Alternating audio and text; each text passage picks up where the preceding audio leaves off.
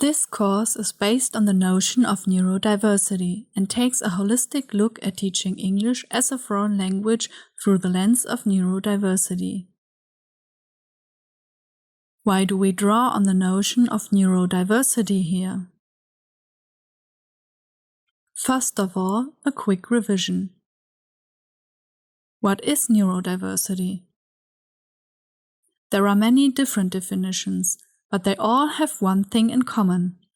They acknowledge that people differ in how they think, and that as a consequence, some people find it easier to navigate society and daily life than other people. That is not because some ways of cognitive functioning are better than others, but because our world, in the sense of a majority world, is built in a way that makes it easy for some people and harder for other people to do what they want to do. You might have encountered this idea before. It is often called the social model of disability. Furthermore, neurodiversity assumes that the fact that your brain works this way or that way doesn't impact your value as a human being, or your right to fully and equally participate in society. Therefore, neurodiversity does not just imply that we should value the heterogeneity in ways brains work and people interact with their environment, but also that we should celebrate these differences and contribute to creating the kind of world in which everybody can live in a way that works for them and for their brain. By the way, some authors use the term neurodivergent to describe people who differ from the majority in how their brain works and how they interact with their environment. Instead of saying that somebody is neurodivergent, you could also say that they belong to a minority neurotype. So, why is neurodiversity important for TEFL? In this video, we will address 3 aspects. First, it is important to know about the needs of neurodivergent learners, so you can create lessons that work for all learners in your classroom. As an added bonus, many of the things you can do to enable learning for neurodivergent learners can help all the learners in your classroom. Second, one of the goals of the EFL classroom is to prepare learners to communicate with a wide range of people. In order to do so, we need to think about what goes into successful communication and how this relates to learners with different neurotypes. And thirdly, we will talk about diversification in representation. Does the EFL classroom reflect the heterogeneity of society? The texts you read, the videos you watch, the pictures you see, do they reflect the true diversity of society, including on dimensions related to neurodiversity? And why is it important that the classroom does reflect this diversity? Let's talk about the first aspect, the importance of learning more about the needs of neurodivergent learners and about how to create lessons and learning environments that work for everybody in your classroom. One thing is clear.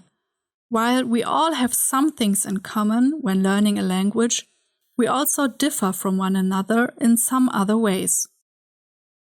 For example, input is always important for learning a new language, but depending on what level you are at, some types of input might be too simple for you or too hard, at least without additional scaffolding. Therefore, learner orientation has long played an important role in the EFL classroom. Andreas Bonnet, professor of TEFL didactics, defines learner orientation as follows.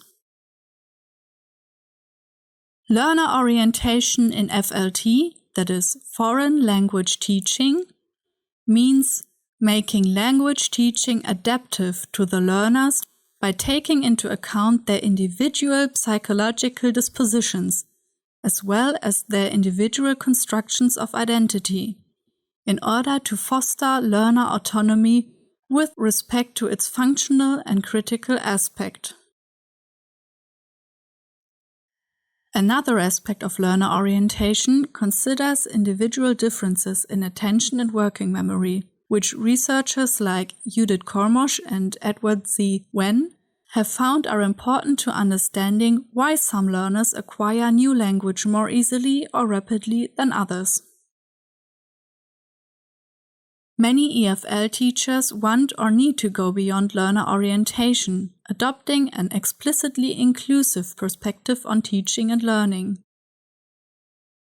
Inclusive pedagogy focuses on the creation of learning environments that, through e.g. diversified materials, provide ideal approaches to learning for all.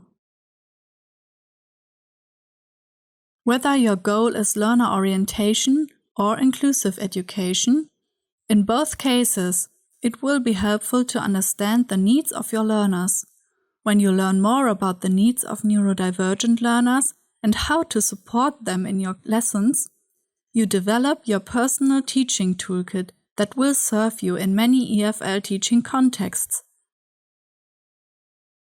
In other words, by engaging with the topic of neurodiversity, you can learn things that will help you to teach in a way that works for everybody in your classroom. Now let's talk about the second aspect. One of the goals of the EFL classroom is to develop communicative competence. Communicative competence, a notion originally developed by the linguist Delheims, is the ability to use the language for meaningful communication.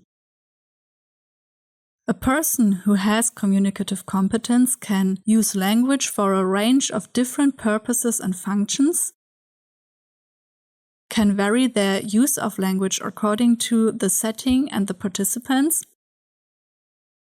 and knows how to maintain communication despite having limitations in one's language knowledge. Importantly, communicative competence is not just about speaking and listening. It can involve all modalities and includes the ability to produce and understand different types of texts. One key aspect here is that communicative competence includes the ability to adapt the way we speak, depending on our interlocutors and the setting. Richards gives examples. When to use informal and when to use formal speech, or being aware of the differences between spoken and written language. But it is worth digging deeper here, and to look at more ways in which we need to adapt the way we communicate, as speakers and writers, as listeners and readers, based on our interlocutors, that is, the people we are communicating with. This is where communicative competence connects with intercultural communicative competence, ICC.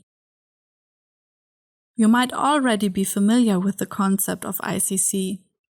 In case you haven't encountered it before, the basic idea underlying ICC is that communicative competence itself is not enough if your goal is to communicate effectively with people across different languages and/or different countries. Michael Byram, for example, suggests that an intercultural speaker needs certain attitudes and knowledge, but also skills of interpreting and relating, skills of discovery and interaction, and critical cultural awareness. So, to summarize, one of the goals of the EFL classroom is the development of communicative competence. that is, the ability to use the language for meaningful communication. This involves adapting the way we speak and write based on setting and interlocutor, and also taking differences between people and settings into consideration while listening and reading. We use the term intercultural communicative competence to stress differences connected to culture and language. But what does this have to do with neurodiversity? When you learn more about different neurotypes, you will sometimes encounter descriptions of communication challenges related to specific neurotypes. Usually, these are framed as communicative deficits. Damian Milton, an autistic philosopher, has criticized this understanding. To counter this understanding, he has introduced the notion of the double empathy problem. When people with different communicative styles communicate, this can be challenging. But the challenge is not just due to one party in that communication. It is about differences between the parties. The neurodivergent person's way to communicate may challenge the neurotypical person's habits of communication, and the other way around. If we view communication challenges from this perspective, we arrive at something very close to the notion of intercultural communicative competence. It's not just about everybody learning to communicate in one specific way, but about knowing different ways to communicate and adapting to the person you are communicating with and the setting you are communicating in at a specific point in time. This can, of course, also include changing the setting to fit your needs, or the needs of your interlocutor, or the ability to request such changes from others. So, neurodiversity can be an important concept to take into account when looking at what communicative competence really means, both for neurotypical and neurodivergent communicators. Finally, let's talk about the third aspect: representation. Imagine for a moment that you are a student who identifies as male. You open your textbook, and on every page there are pictures of people. To be more precise, pictures of women in different everyday situations and professions. A group of girls queuing for ice cream. A surgeon. A firefighter. A homemaker. Pictures of women competing at the Olympics and Paralympics. Young women, old women, trans women, cis women, famous women, ordinary women, but only women. In each and every picture. All the stories, too, are about women. Female heroes, female explorers, female teachers, female criminals, and female detectives chasing them. Maybe there is one chapter in which you find pictures of boys and men and pictures of non-binary children, teens and adults. It's a chapter which discusses the challenges of people who aren't women. But this is the only chapter in which they are visible in any meaningful way. Again, for this thought experiment, assume that you are a student identifying as male. Would this impact your English language learning experience in any way? Now, switch your perspective for a second. Imagine you are a learner identifying as female. Would this have any impact on you? Positive or negative? Now imagine that you are a neurodivergent learner. Not only do you not encounter any texts about you or images of you in your textbooks. When there is discussion of you, it is because you need some things to be different than they are for everybody else. When we are talking about neurodiversity and EFL learning, we can also make neurodiversity visible by including it as a topic of the EFL classroom. Do learners read text written by neurodivergent authors? Do they encounter a broad range of characters from different neurotypes? To summarize, in this video, we discussed why neurodiversity is an important topic for the EFL classroom. We touched on 3 reasons. Learning about neurodiversity and from neurodivergent people can help us in creating lessons that support all learners. Learning about neurodiversity helps us in thinking about the goals of the EFL classroom, specifically communicative competence. And last but not least, learning about neurodiversity can help us in thinking about neurodiversity as a topic in the EFL classroom and about representation of neurodivergent people and neurodivergent cultures in the EFL classroom.